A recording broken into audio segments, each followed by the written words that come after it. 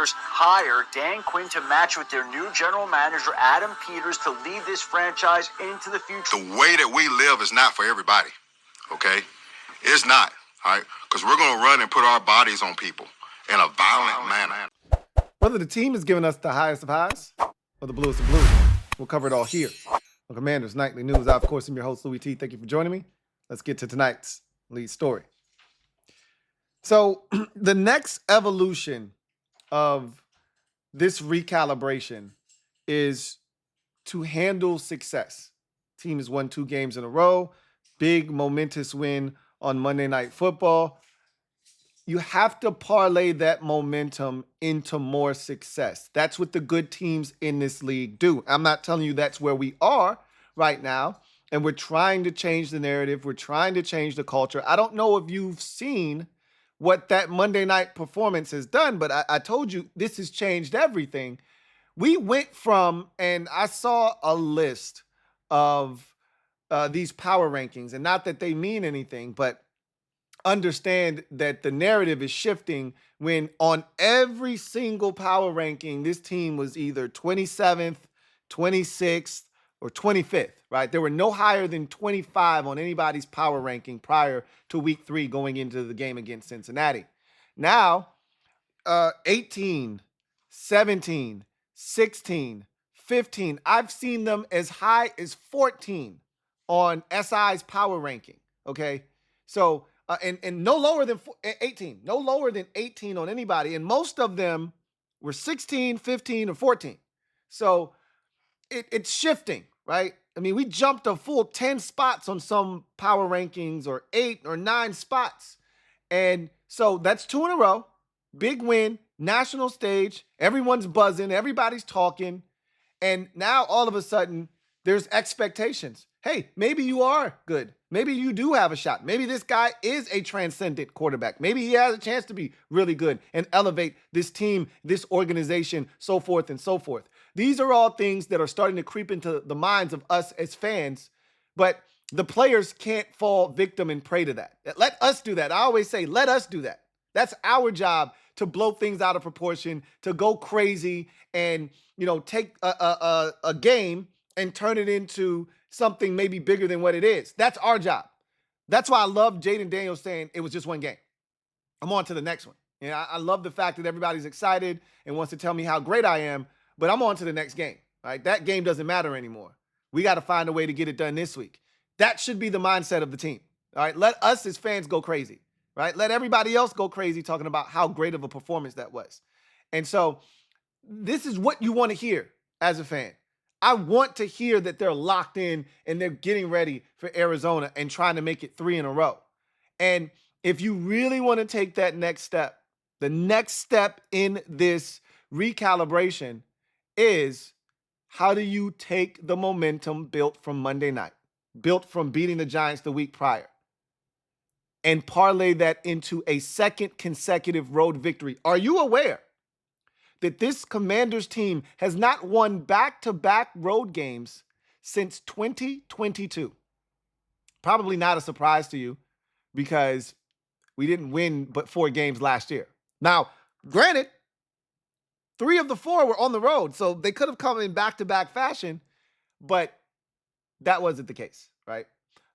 So we beat the Falcons, we lost on the road to the Giants, and then we beat the Patriots. So had we beaten the Giants in between, we'd have won 3 in a row on the road. But we weren't capable of doing that. But I digress. At the end of the day, we got a chance to do something that I don't think many of us thought. I can speak for myself. I can't speak for you. I didn't have us beating either one of these teams when the schedule came out. When I predicted our final record, I had us beating neither of the last 2, or this opponent in the Arizona Cardinals or the opponent before in the Cincinnati Bengals. So, I want to see how they handle this. Kliff Kingsbury is going back to the scene of the crime. He said all the right things, as he should. He's taking the high road. Even when Cameron Taylor-Britt had, the college offense comment and it was brought to his doorstep, he took the high road. Hey, that's his opinion. Everybody's entitled to their opinion. And he left it at that. He's taken the high road every single time, and he's taking the high road here with Arizona. He said, hey, we'll talk more about it when we get to him. But at the end of the day, this is an opportunity, right? to take this 2-game win streak, all the momentum. You didn't go back home. You flew straight to Arizona, which was a smart move. This is, again, if you want to continue to hammer home the point and drive that narrative into the heads of everyone out there that it's different, go to Arizona and win. Now, if they don't, it's not going to change anything. To me, the fact that they went straight to Arizona from Cincinnati is different in itself. When did Dan Snyder ever say, I'm going to pay for 70 players, over 30 coaches and staff members, all the equipment that needs to be flown out there to turn it into a home environment?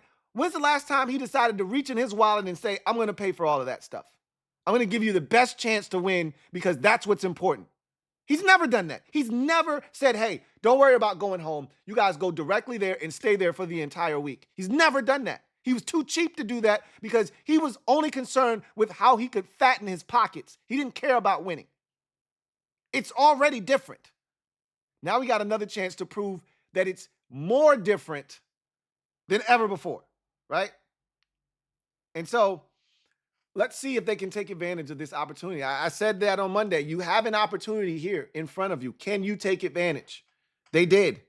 Well, you've got another opportunity staring you in the face. Can you take advantage? Let's see if they can do that or not. And last thing, I had a chance to watch the film with the mob. Shout out to the mob.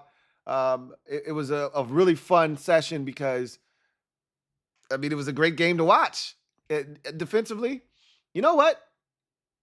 I know this is going to sound crazy. And yes, the defense stinks. I'm fully aware. And I'm not making any excuses for them. But I walked away defensively saying, you know what? As bad as it wasn't that bad. Hear me out. So Deron Payne, once again, I come back every week and I feel like, okay, Payne wasn't that bad. He played well. I can deal with that, right? And there's some things that he needs to clean up. And I like the way that they were moving the guys around. Payne played at the defensive end and they put the 3 defensive tackle, group on the field together. I still think they need to rush better as a group. They're individual rushers right now, and they're not winning as individuals a lot of times, especially when you get the double teams and things of that nature. But Dante Fowler Jr. was a breath of fresh air in this game. I thought that Payne did some good things. And you saw, Javonte John Baptiste get in there and get a sack. Andre Jones, had a tackle there, so you're seeing some guys kind of step up. Jeremy Chin had his best performance. Again, that's no secret. I think most of us just watching the game, initially could see that. Frankie Louvu was all over the field, physical again. Quan Martin was all over the field. He still missed a couple tackles. I think he could be a little bit sharper, but boy, was he physical in this game. And he's really been physical all year long, to be honest with you. He's throwing his body around. Love what I'm seeing from him. They're putting Mike Sainristil in some tough spots. And look, and defensive coordinator Joe Whitt Jr. talked about this. They're still figuring out things. We'll get to that when we get to Joe Whitt Jr. I'll just say this. The offense is what you think it is. And they were outstanding. They were extraordinary. Brandon Coleman played very well. Did give up a sack, but I was impressed. I wasn't impressed the first 2 weeks with him. I was very impressed in this game.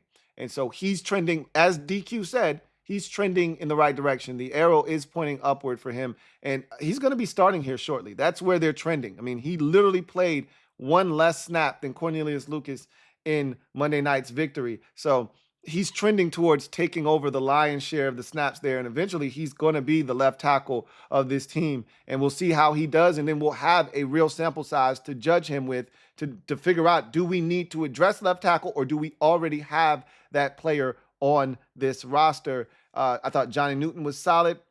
First play he got in the game, he made a tackle. So he's continuing to work his way back into the mix where he can just start to trust it and go, right?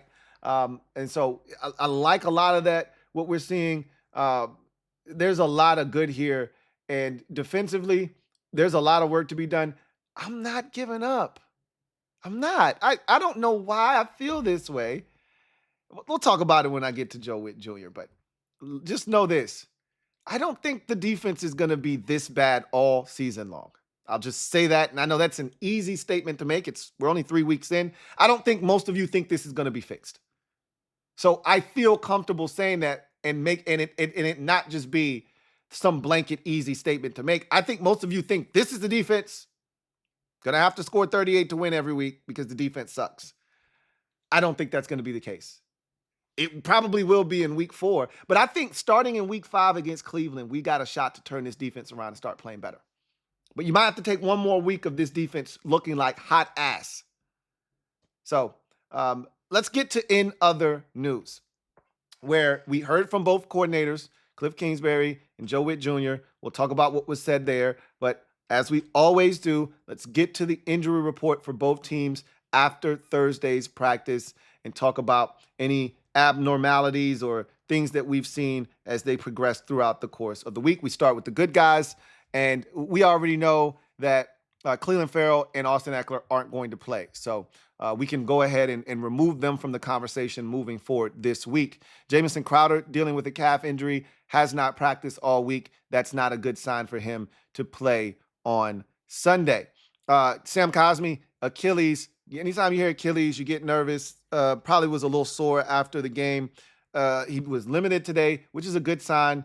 And I expect him to either be limited again or full tomorrow. And my hope is he's not questionable, right? If there's just a dash after tomorrow's practice in the status category, then we're good there. All system go. And when DQ talked on Wednesday, he made it sound as if the only two guys we really needed to be concerned about were Ekeler and Ferrell. Everybody else, we're going to be probably good to go for Sunday. But I'm going to reserve judgment there, see what happens.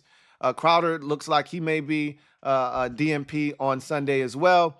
But we're going to look at Cosmi because that's a big one and see what it looks like tomorrow. Hopefully he, like the rest of the guys, Benjamin St. Juste, Manuel Forbes, Quan Martin, and Johnny Newton, all have dashes in the status category come Friday, as we're not to be concerned with them. They don't have an injury status for the game they're going to play. So that is the hope. We'll see what happens. St. Juste limited with the chest. I have no reason to believe that he won't play in a game. He was limited pretty much all week last week and played with a totally different injury. I don't think it was his chest last week. Forbes, full with the thumb. He's going to play this week.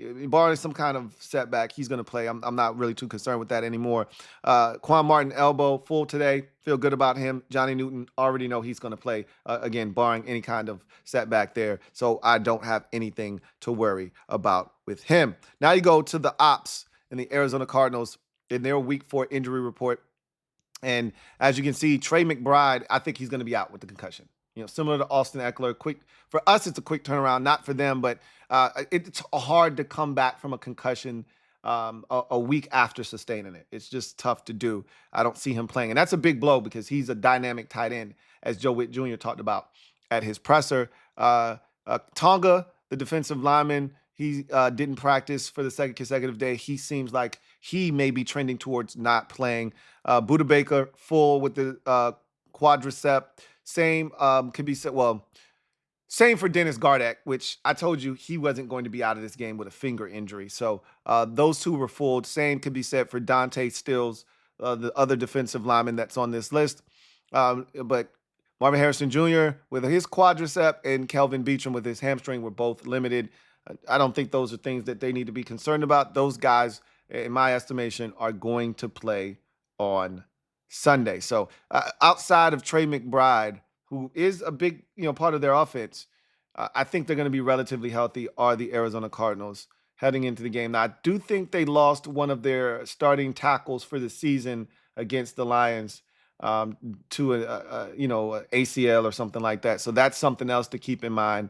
But outside of that, I think they're going to be relatively healthy going into this game in week number 4. So let's get to what was said by the two coordinators in this in their pressers, and we'll start with Kliff Kingsbury. He could have taken a victory lap. Again, he's not going to do that. It's week 3. He's been there before. Act like you've been there before, but literally, it would have taken every ounce of humility in me to not end my press conference with, "Hey, not bad for a college offense," right? Because that was a low blow. That was a jab that was unnecessary, right? So it would have been easy for him to just and he wouldn't have been, saying anything crazy, and everybody would have laughed, and it would have been a good time. But that's not who Kliff is, and I can respect that. Um, he talked about the game itself, and how he was so proud of the performance that they put forth. He said that the biggest thing that he loved about the game was the lack of negative plays. He said last week we had 18 negative plays, which is, and most of them coming in the red zone, which hindered our, production from a point standpoint. And he said this week we only had, I think he said two or five, one or the other negative. I think he only said two negative plays because there weren't very many negative plays, which is what allowed us to stay in very manageable down and distances. We had the sack, and then we had the two penalties, so it had to be five because we had the sack, we had the two false start penalties. That's three negative plays right there, and then maybe the miss by Jaden on Terry deep over route that would have been a touchdown. I would consider that a negative, even though you didn't go backwards. That's a missed opportunity, and maybe there was one more in there that they considered a missed opportunity, something to that effect. But he talked about that improvement there. He talked about Jaden and his slide. He was so excited about that. Everybody was excited about the slide. He talked about the Terry touchdown on the last possession of the game for us, where he said and this, oh my God, I almost had to go clean myself off when he said, in that situation, I'm thinking players, not plays. Hallelujah, hallelujah, hallelujah, hallelujah, hallelujah.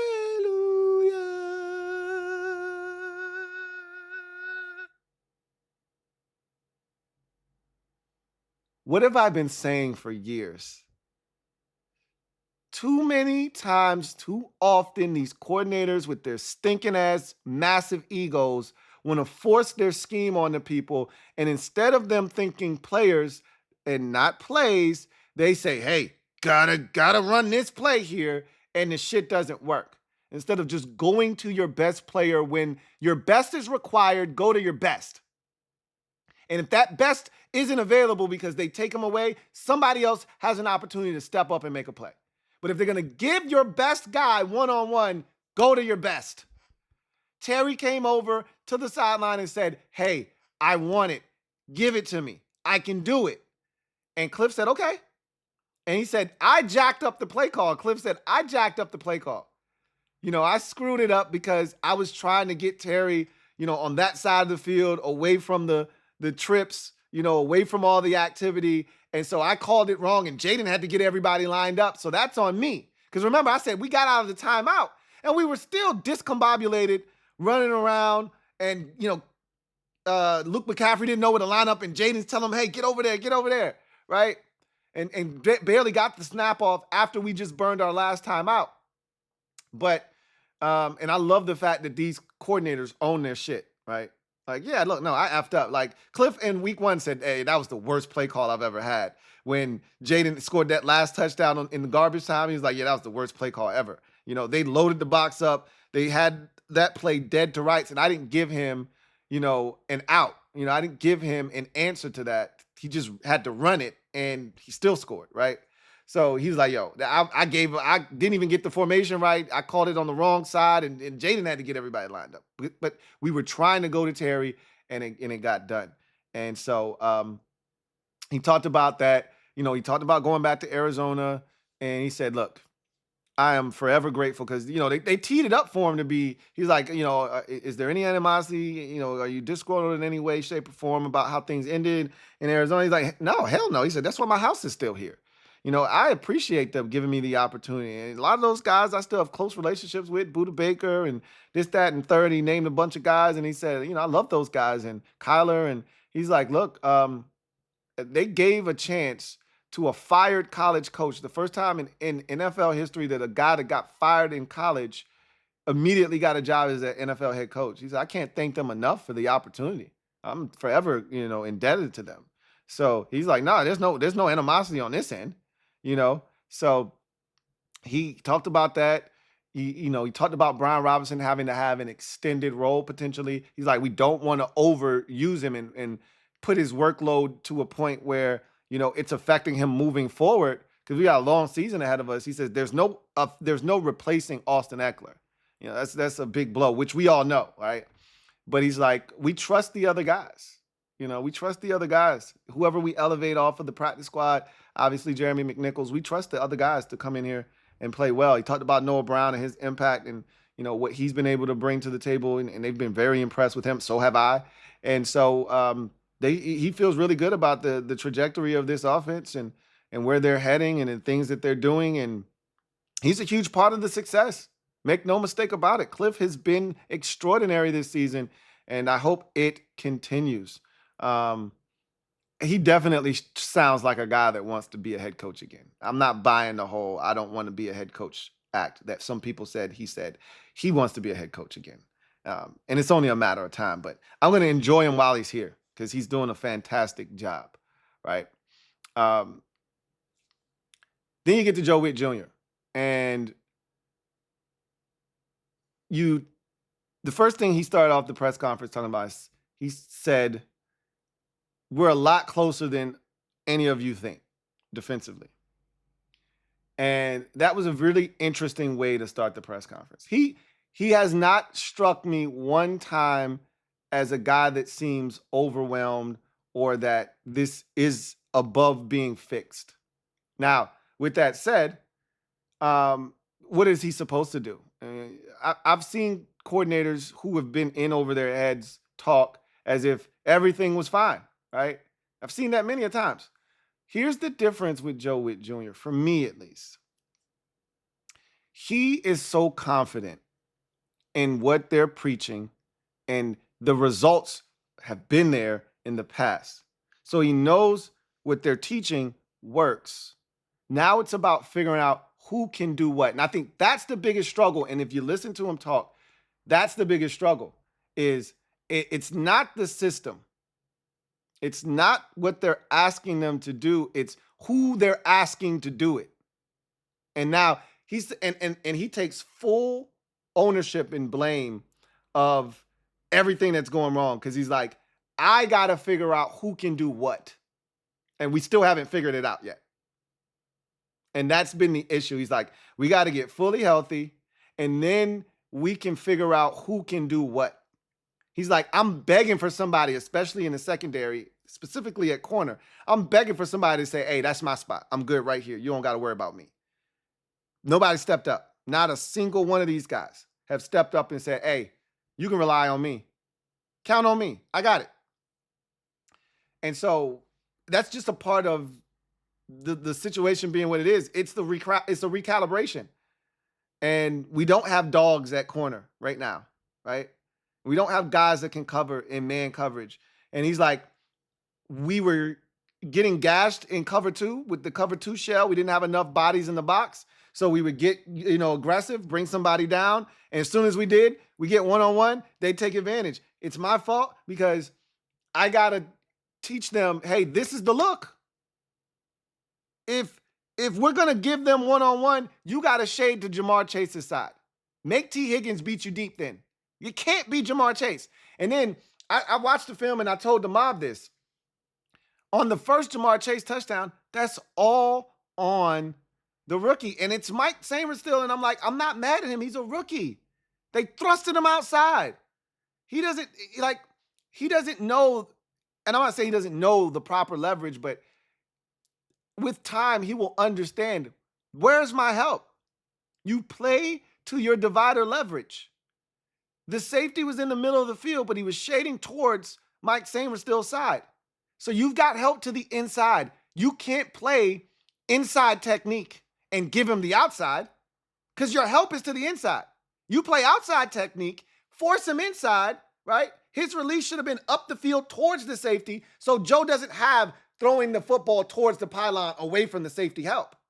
He gave him that by the way he played, by the way he aligned and the way he turned his body and played. He gave Jamar Chase easy access to the pylon and Joe Burrow easy access to throw away from safety help. And Joe Whitt Jr. talked about that. Like, guys aren't playing to the leverage and, guys aren't playing to the help. And these are things I got to make sure they're aware of. Hey, we can't give this up in this coverage, in this look. This is what they want to do. We got to take it away, right? He said, then I got to take it a step further. We can't talk about it. We can't show you the looks in practice. And then we get in the game and an opportunity presents itself and we don't take it away. We got to take it away, right? So he's like, right now we're still trying to figure out who can do what. We were getting gashed in cover 2, right? Because they beat us over the top. So our immediate response to that, and I showed that in the film, was to play 2 high safeties, right? Play zone, 2 high safeties. All right, no more of that deep ball shit. Well, then now you're lighting the box and you're getting gashed. And our run fits stink right now, right? So then you say, all right, they're killing us on the ground. We got to stop that shit. Bring another defender down. So you take one of the safeties. You close the middle of the football field, right? It was open. Now you close the middle of the football field. But now, in doing that, it's one-on-one on the outsides if you get too aggressive. And what happens? Juice gets beat for the touchdown the second time. And so, damned if you do, damned if you don't. He's like, we got to figure out how to play no matter what the situation is. Whether the field is closed, the middle of the field is closed and you got 2 high safeties, or the middle of the field is closed. Middle field is open and you got 2 high safeties, or the middle field is closed and you got a single safety, right? Single high safety. We got to figure out a way to be able to play no matter what. This isn't the last time we're going to see an elite receiver that can run by all of our corners. So we can't freak out when that happens. We got to be able to play to that receiver and take it away anyway and make them go elsewhere, right? So I believe him. I believe that they're going to get this thing turned around. I do. And when I say turned around, we're not going to be a great defense. I've already said this. I'm just talking about being 21st in the NFL, 19th in the NFL defensively. That's it. I'm not talking about being 14th or 12th or 10th. That'll come down the road when you got more dogs and more horses. Right now, I'm just talking about being 21st, 22nd in the league and not 31st, 32nd in the league, right? So I think we're going to get there. I think they're going to get better. I think Daron Payne's going to end up starting. I'm telling you, once we break the seal, once he finally makes a damn play, I'm telling you, it's just going to start raining plays for him. And other guys got to step up because he's the one guy that consistently sees doubles. So others have to step up. But I like what I saw from Dante Fowler Jr. Javonte John Baptiste got a sack. That was encouraging, right? And as you get more and more of these guys involved and they get their feet wet, they get comfortable, you have a deeper group, right? More guys that you can throw out there that are comfortable. And eventually, I think you're going to see this thing come together. I know it sounds crazy and it's looked horribly, it's gone horribly wrong in the first 3 weeks. Somebody asked me the other day, are you still 10 toes down? Yes, I'm still 10 toes down on this defense getting better. They'll never reach the point that I thought they were going to be at the beginning of the season. That ship has sailed, long gone. But do I think they can be good enough to at least not force us to have to score on every single offensive possession? Yes, I do. Yes, I do think they're going to get better to that point. So Joe Whitt talked about that. He talked about some of the Cardinals' weapons and the things that you can do and the challenges that they present and things that we're going to have to do to try to be better. And, the message is consistent. We got to play faster. He said, I like the physicality, right, that we're playing with. We got to play faster. No more coverage bust. I told you we've gotten better in that regard. There isn't a coverage bust. We didn't give up anything because guys didn't communicate. The communication has gotten better. Now it's just about, can we make plays? Can we make plays? And that might take a while, right? that may take a while. But I believe Joe Whitt when he says we're going to get this thing turned around. Unlike Jack Del Rio and Greg Minuski and all of the coordinators that have come before him, I actually believe Joe Whitt Jr. is going to get this thing whipped into shape and turned around because I think he's a really good coach. And I trust really good coaches to take the talent that they've been given, whether it's inferior or not, and get the most out of it. And that's not happening right now, but I think it ultimately will. Let's go behind enemy lines for this game. And again, respect is not given, it is earned. We're in the process of doing that. This is another game that gives you a chance to take a step in that direction. We are 3.5 point underdogs in this game. And a lot of people are crying, why aren't we favored? We're on the road and Arizona's a good team. Like, don't let the 1-2 record fool you. This is a good Arizona Cardinals football team. And if we don't play our best football, we will get beat. Period. They're good. Seriously. So I know why we're not favored. I get it. I totally get it. This is a dangerous game. And I only wanted one out of the two. We got one already. So we're playing with house money. But I'm greedy now. I want both of them. So let's talk about some things that will allow us to maybe get that done. And we start with the good guys. And some of the statistics going into this game for the Commanders. As you can see, total offense, we're 6th in the NFL at 360 yards per game. So we're humming on offense, as you all know. Haven't punted in 2 weeks, scored on 14 consecutive possessions. You know what this is. Scoring offense, we're 5th in the league at 26.3 points per game. When's the last time you've seen a crooked number like that for the good guys that starts with a 2? Huh?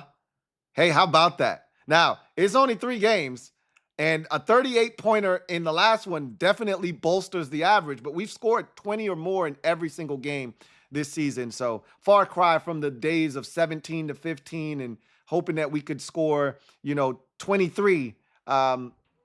Let's see what we do in this game, though, against a really good Cardinals group and a defense that can definitely be problematic. Passing offense, 15th in the league, 206 yards. So right there, middle of the package, right where we need to be. Sacks allowed. We've given up 9. And again, that number could be a lot lower if Jaden just threw the ball away when he got out of the pocket and there was nothing there and he knew it. 3 of those sacks ran out of bounds twice behind the line of scrimmage, which counts as a sack, ran by the sidelines and allowed a guy to pull him down where he could have just thrown it away all 3 times. And this number's down to 6. And we're probably, tied for, 5th best in the NFL with only 6 sacks given up or something like that. But it's at 9 right now. And we're tied for 19th. Rush offense, 5th in the league, even after a very subpar rushing night against Cincinnati in week number 3. We're still averaging 153.7 yards per game, which is good for 5th in the NFL. So even without Brian Robinson having a big night, 16 carries, 31 yards for him in that win over Cincinnati. Austin Eckler only had 3 carries. They were impactful ones. He had like 35 yards, and Jaden only had 39 yards. We still went over 100 yards rushing, and we still are among one of the best in the league running the football. Third down offense, again, I told you last week something had to give. Our third down offense was really good. Cincinnati's third down defense was really good at the time. Something had to give. Well, their third down defense gave as we continue to be sharp. The number even went up for us. We were at 40% last week, just a shade over 40, almost at 41% last week. Now we're at 45.1%. Good for 6th best in the league. So we're getting it done. And a huge part of that is what we do on first and second down, setting up very manageable third down situations. And also Jaden's legs don't hurt in that department either. All right, now we get to the nasty stuff. Defense, total defense. We're 29th currently in the league, 4th worst defense, giving up 377 yards a game. Scoring defense, we're also 4th worst in the NFL, giving up 29.3 points a game. Giving up a 33 spot against the Bengals did not help the average, but hell, neither did giving up 30, 7 or 8 in week 1 to Tampa, right? So if not for the Giants game, this number is probably even higher, and we might be dead last in the league. So pass defense tied for 31st, 255.7 yards per game given up. We stink in that department, and that's no secret. I'm surprised that we're not dead last there, to be honest with you. But here we are. Sacks tied for the 4th or the 5th least sacks in the league with 4. The lack of pressure has been, something that I think a lot of us expected with the group that we were putting on the field. We were hoping we'd get more production out of the defensive tackles and that they'd be able to bolster some numbers. I thought Frankie Louvu, I'm not going to front, I thought Frankie Louvu would have had 2 or 3 sacks by now. But I think those are coming eventually. And Joe Whitt Jr. also said this. He wants to blitz Jeremy Chin. And I'll add this too. He also said that he likes the safeties, likes the way they're playing. And then He gave like an explanation as to why he likes all of the safeties right now, what they're doing. And then he was asked specifically because this is a question that comes up. I see this so often about Defoe, Derek Forrest. Why is he playing? What's going on there? And he's like, we like him a lot. And he's like, we got to get some more safety packages and some different things to get him on the field. He said he missed some time in camp. I'm telling you, that missed time in camp, it's not the reason he's not on the field now, because if they liked him, he'd still be on the field anyway. But if they liked him enough, I won't say if they liked him. If they liked him enough, he'd still be on the field. But that hurt him, right? It put him behind the 8 ball. It didn't give him a chance to fully show them what he was capable of. And it allowed others to get more reps and really solidify their spot ahead of him. He said they want to try to get him up active and get him on the field, but who knows when that's going to happen, right? So don't hold your breath on that. He rush defense, 17th in the league right now. Not as bad as I thought, 121.7 yards per game. We can be so much better, and we need to be moving forward. Third down defense, still the worst in football. It didn't move from last week. We were 61% last week. We're 60. I mean, we gave up 60%. So we stayed true to our average. The Bengals were 6 of 10 on third downs. That's losing football, right? Got to get better on third downs, or else we're going to lose a lot of games because of it. Time of possession is saving our lives right now. We're eighth best at 32 minutes. Like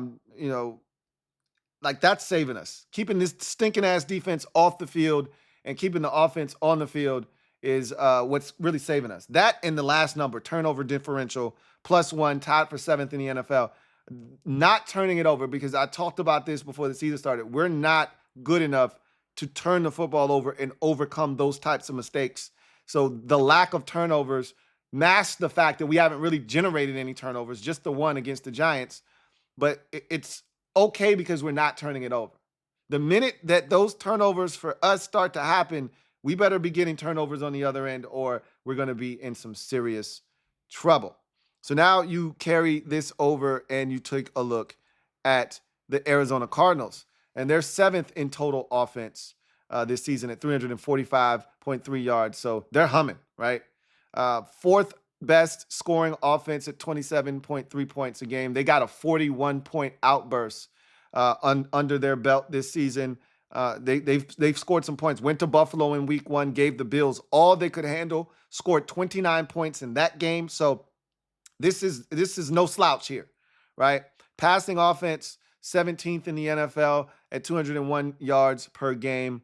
They've allowed 6 sacks this season. Kyler Murray he's a tough son of a bitch to get a grasp of. And so I don't think we're going to have a sack in this game. I'm just going to be honest with you. He's so hard to corral, and we already don't do a good enough job of getting guys on the ground as is. Now you enter in one of the most elusive quarterbacks in the league, and I just don't see us coming away with any sacks in this game. Rush offense, they're 9th best in the NFL right now at 144 yards. So offensively, you see that this team has their shit together, and it's not going to be a good day at the office for our defense who's struggling right now. This is not the type of offense you want to see when you're struggling the way that we're struggling on the defensive end. Third down offense, they're 4th best, right? As good as we've been, they're 4th best at 45.4% on third down. So for as good as we're doing, they're even better on third downs. And a lot of that, again, is Kyler Murray's legs too, right? And their ability to stay in manageable down and distances. And this third down defense that you see, or offense rather, is coming off of a 1 of 9 effort versus Detroit. So if you think about it, they were probably 1st in the league, 2nd, somewhere in there, before they went 1 of 9 against Detroit this past Sunday. So they're killing it on third downs, and they're probably going to shred us on third downs, is my guess. Total defense, this is where they can be had, right? 17th right now in the league. So sort of middle of the pack, right? 323 yards a game given up. Scoring defense, 18th. They're, again, middle of the pack, which is what I want. This is all I'm looking for. If we can do this, we're going to be a 10-win team, right? Along with taking care of the football. But we're so far away from this right now. 21.3 points per game given up defensively. Pass defense, 16th in the league. So smack dab in the middle of the league. 200 yards given up per game. Sacks, they've gotten 9 of them. They're tied for 11th best in the league. Dennis Gardeck has gotten 3 of them by himself. He's a problem. Rush defense, 19th in the league, giving up 123 yards a game. So you can run the football on them, you know, and the Lions just did that for over 200 yards with their two backs. So if there's something that I wish we had Eck, because we could really exploit their rush defense. We'll see what we are able to conjure up in this ball game, but running the football is going to be paramount, trying to win that time of possession, stay ahead of the sticks. All the things that we've done over this stretch here where we haven't punted are going to be paramount in this game as well. Third down defense, tied for 15th in the NFL at 34%. See, they're more where the rest of the league is, right? You're supposed to be hovering around 40%. That's the league average. You want to be right under that 40 mark. So you want to be in that 37, 38 range. They're at 34. So they're doing really well on third downs. Defensively, I think they held the Lions to like 3 of like 11 or something on third downs in the game this past Sunday. So they're doing a good job on third downs, unlike us, who's just giving it up on third down. So we'll see what happens there. Something's got to give. They've got really solid third down defense. We've got really good third down offense. Meanwhile, we got awful third down defense, and they've got excellent third down offense. So we see where that's trending. Time of possession, they're 18th in the NFL. So I think we can take advantage of them in that regard. They have a lot of big plays too. And when you have big plays, you don't stay on the field very long. So that's also something to consider. And then turnover differential, they're at 0. So they're near nor plus nor minus in the turnover differential. They're at neutral at 0. And so it'd be nice to generate a turnover or 2 in this game without giving it away against the Arizona Cardinals. So that's a look at the Cardinals going behind enemy lines. This is an opportunity for us to make a statement. Like I felt like we announced to the league here, hey, we're here. You know, we're not to be slept on. Here's an opportunity to say, hey, not only are we here, but you need to pay attention to us. This is not an easy game by any stretch of the imagination, which is why we're underdogs. We're not favored to win this game because Vegas still doesn't see us as a better team than Arizona. And I don't blame them. Those numbers that we just looked at, they don't say, hey, the Commanders are better than the Arizona Cardinals. Our offense might be better than theirs, but our defense most certainly is not. And they have a special teams touchdown under their belt. They ran a kickoff. The only team to run a dynamic kickoff back so far is the Arizona Cardinals. So that's something else to pay attention to as well. So going to be interesting to see how tomorrow goes from an injury standpoint, and then we'll really dive into how we can get it done versus Arizona Cardinals team. This is going to be a fun game. I'm looking so forward to this game. I'm so excited, man. I've been on cloud 9 all week long, and I don't know if this is going to go away. I really don't. If Jaden Daniels continues to play well, it won't go away. I'm just so ecstatic right now. You can't tell me nothing. You can't tell me nothing. Oh. Anyway, that's going to do it for me, your man Louie T, here on Commanders Nightly News. I thank you guys for joining me. I look forward to chopping it up with you again tomorrow. But before then, hopefully you join me tonight. Post-game show, overtime after Giants, Cowboys. It's NFC East family business. You know how we do it. So we're going to chop it up, talk about that, because somebody's going to get to 2-2 and put pressure on both the Philadelphia Eagles and the Washington Commanders with a win. And somebody's going to fall to 1-3 in this division and really put themselves behind the 8 ball. So we will see what happens. But until then, you guys have a good one. Take care. See you next time. Here comes the diesel. Here comes the diesel. There's the snap, hand to Riggins. Good hole. He's got the first down to the 40. He's gone.